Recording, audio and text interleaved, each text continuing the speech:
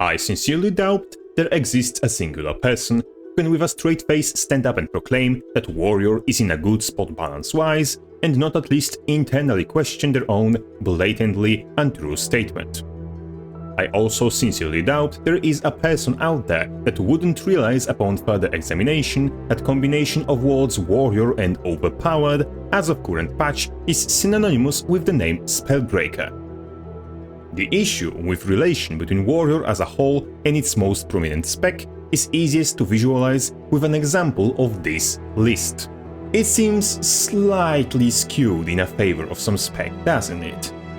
In fact, until Soto arrived, all boon removal accessible to Warrior, with only exception being Bloody Sigils, was completely Spellbreaker exclusive.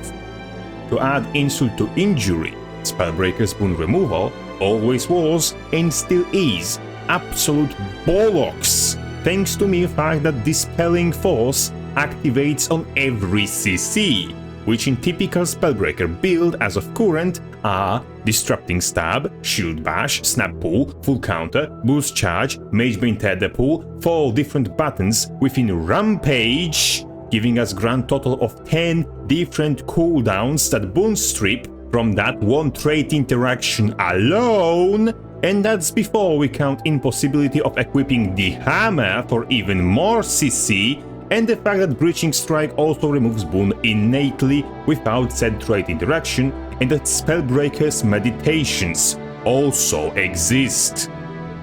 Disparity between Spellbreaker, which has more boon removal in his exclusive kit alone than all 3 medium classes combined in total, and Core Warrior or Berserker, which can at best use sigils and daggers, or Bladesworn, who doesn't even get to use dagger F1, is not just staggering, it downright calls for vengeance from Haven.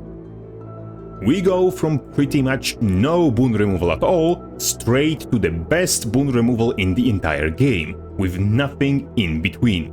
And even after daggers went multi-spec with Soto, that situation didn't really change, as the difference between having one proto-mediocre boon removal skill and making your every other button remove boons is a different conversation entirely. The difference in boon removal access between Spellbreaker and other warrior specs is just too wide of a gap.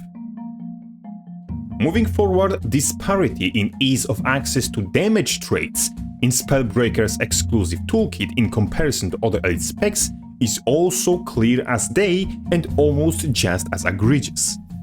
Let us compare Spellbreaker to Berserker in that regard. Which one has to do more to get the respective percentage-based power damage steroids? Berserker has to enter combat, get 30 adrenaline, and enter rage. Spellbreaker has to exist. No, that's not a joke. Pure Strikes gives 7% more damage to all critical hits, which as power spec, Spellbreaker already utilizes. On top of which, that 7% hands into 14 against boomless foes, which isn't hard to imagine Spellbreaker has aplenty considering his strongest boon removal in the fucking game. So just by going on with his day, Spellbreaker gets more percentage damage increase permanently than Berserker gets only within rage. And that's before 10 more percent the bloody bastard gets for equipping a dagger, and another 10 he gets for attaching Magebane Tether to somebody. Spellbreaker gets more percentage damage steroids from his traits in PvP than Berserker gets from his in PvE. If that doesn't sound insane to you, check your walls for early signs of having pillows on them. And which one of these two was supposed to be signature big bloody damage boy, huh? You tell me. This comparison between these two and their damage steroids doesn't really end up favoring Berserker in category of flat steroids either, as from power stats he only gets 300 power and between 10 to 20% of his precision as ferocity. It must be considered that unless you grief your stats to get more crit chance, it's rather unlikely for your precision to go above 2000 mark, meaning you're getting from in between 2 and 400 ferocity plus minus some spare change, and you get that mostly within rage. Meanwhile, Gamebreaker over here rocks 225 of each power, precision and ferocity as a bonus that can be upkept permanently as long as you are in combat.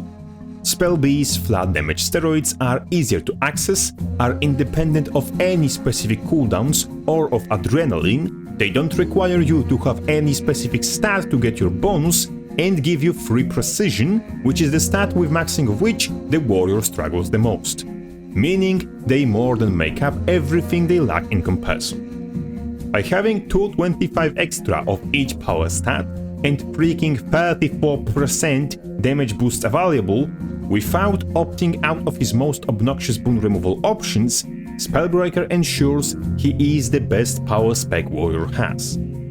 Additionally, we have to consider the simple fact that at least Magebane Tether isn't just power damage steroid.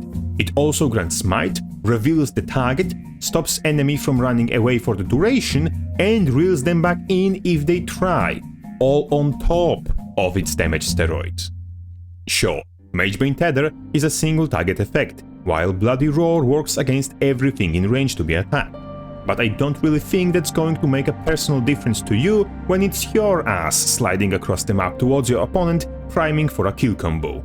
The sheer damage steroid difference between Spellbreaker and other specs, as well as how little utility he sacrifices in comparison, just cannot be ignored. The utility of Tether alone is greater than Berserker's entire damage line, while providing just as much percentage damage steroids. Furthermore, Tether's cooldown starts when effect is applied, not when it ends, meaning it easily manages higher effect uptime than Rage ever dreams of achieving, even before we consider Tether also has shorter cooldown to begin with. And you know what? We're not done yet. We still have to talk about Spellbreaker's built-in utility. Starting with his adrenaline economy, we could have thought that being capped at 1 bar per cast is a downside, but it actually protects you from dumping all your adrenaline at once and not being able to cast your other burst after you weapon swap, which is especially bloody neat considering quite a few burst skills are mobility options. Some come with special utility like CC, Boon Rip and, soon to be, bane of all, evasion. Not to mention, Mace, Hammer, Greatsword and Dagger Burst don't scale their damage with adrenaline spent, meaning you aren't losing DPS either, while you sure as hell gain consistency. Not to mention, almost every damn trait that scales off of adrenaline was buffed over the year to be more effective while spending just 1 bar and scale less sharply, meaning all of them were buffs to Spellbreaker, in the greater extent than to Bladesworn or Berserker. These adrenaline scaling effects used to be the way they are specifically to make the way Spellbreaker uses adrenaline have its trade-offs, so it's not a direct upgrade. With the buffs in place, spending additional adrenaline becomes a liability, as you can utilize all your adrenaline traits easier and for lower cost by spamming level 1 burst, which Spellbreaker is uniquely tailored to do, as he can't overspend, has 2 bursts at the same time, and landing the second resets the cooldown of previous one. Not to mention, his abilities don't compete for resources the way Core Burst and going Berserk does for Berserker. To finalize the library of complaints I have, let's pay the closer attention to Full Counter. It is a universal reversal button, which is an unblockable AoE 1.5 second long daze that makes you evade and gives you stability, on top of which it counts as burst skill for trait interactions, resets your other burst skill cooldown and has only 12 seconds of cooldown itself. There's a plenty of skills in Warrior's arsenal that do significantly less but suffer from longer cooldowns. For example, Shattering Blow, which doesn't CC, doesn't let you move, only blocks and only from front, doesn't reset anything, has poor trait interactions, is blockable and has 15 seconds of cooldown. Or Riposte, which also only blocks and only slaps back with some very symbolical damage, instead of flipping entire fight on its head. There is no world in which counter deserves 12 seconds of cooldown. As it is currently, even 20 seconds would be a downward stretch, which we could accept due to adrenaline requirement being in place. As of current, however, with 12 seconds of cooldown, no argument can be made for justifying this skill's power budget, especially considering its cooldown gets reduced by versatile power. Versatile power on its own is already enough of an issue, throwing yet another variable into already convoluted adrenaline system, and should be primary target for immediate replacement. Its specific issue with counter, however, is 15% out of 12 is 1.8 seconds, and 12 minus 1.8 is 10.2 seconds. Do you see anything out of the ordinary, my friend? Yes. For some reason, burst cooldown reduction from versatile power applies to full counter twice, and it obviously shouldn't be this way.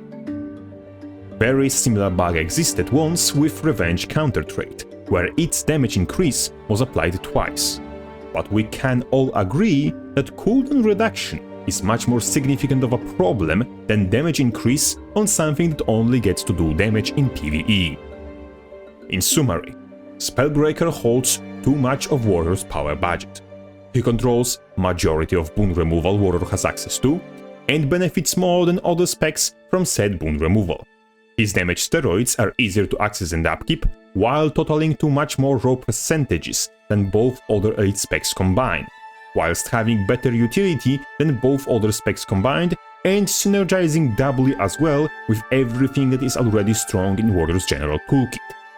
On top of which, its current strongest button enjoys double cooldown reduction due to a trait bug. However, what you may have noticed, I was repeatedly using the terms difference is too big, disparity is too much of a gap, and so on and so forth, instead of simply stating Spellbreaker OP to describe the problem. And you may have already figured why. Spellbreaker is absolutely chock full of utility and steroids because Warrior in general is a crumbling, pitiful disaster of a class with more bugs than Helldivers playthrough, and someone or something has to compensate for all its shortcomings. What we need to do is shift some of the power budget away from elite spec and into core toolkit. For example, take away some of Spellbreaker's boon removal and instead add some options for boon removal to core traits or weapon skills. Remove damage portion from Sun and Moon style and just buff dagger damage accordingly, so it's usable in hands of other specs too. Give counter a cooldown reflective of its actual power budget, and buff core defensive options like Shield or Banner of Defense, which was, by the way, target nerfed specifically because of Spellbreaker. And finally, for the love of all that's holy, fix the bloody bugs! Warrior as a whole is underpowered, barely functioning, and in need of attention. Spellbreaker is overpowered for specific purpose of giving Warrior something that bloody works. Unfortunately, its existence doesn't change the fact that Warrior is still in desperate need for everything in between quality of life or functionality changes all the way to straight buffs, but majority of these changes would end up buffing already meta-defining Spellbreaker. Henceforth, what unfortunately must be done is a slow methodical disassembly of Spellbreaker's most powerful tools to open up the way for buffs and reworks to Warrior's core toolkit moving forward. There simply isn't any other feasible option to move forward for Warrior without absolutely massacrating the balance of both versus modes in GW2. But of course, I can be wrong. If you think I am wrong, and there's for example some magical invisible boon removal trait in Berserker's toolkit, you can either take your time in the comments or visit Bullshit Brigade's Discord server to write me personally some warm words of encouragement.